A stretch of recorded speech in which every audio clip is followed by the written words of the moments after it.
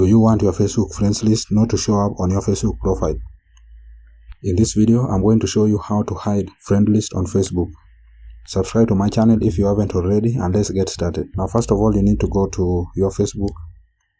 Then, once you have logged into your Facebook, tap on those three lines on your top right corner. Then scroll down. Then tap on Settings and Privacy. Then tap on Settings. Then you need to scroll down.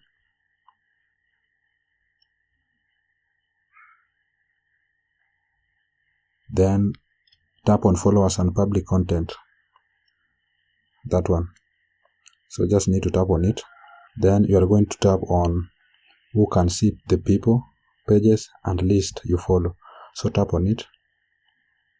Then you need to select Only Me. Then save. Once you've done that, you just need to come back and then tap on Who Can See Your Followers on your timeline. This one here. Tap on it. Then, as you can see, it is selected on public by default. Just select Only Me. Then save. And by doing so, your friends list will be hidden on Facebook. So that's it, guys. That's how you can hide friends list on Facebook. If you found this useful, please consider to subscribe and to like the video. Thank you guys for watching.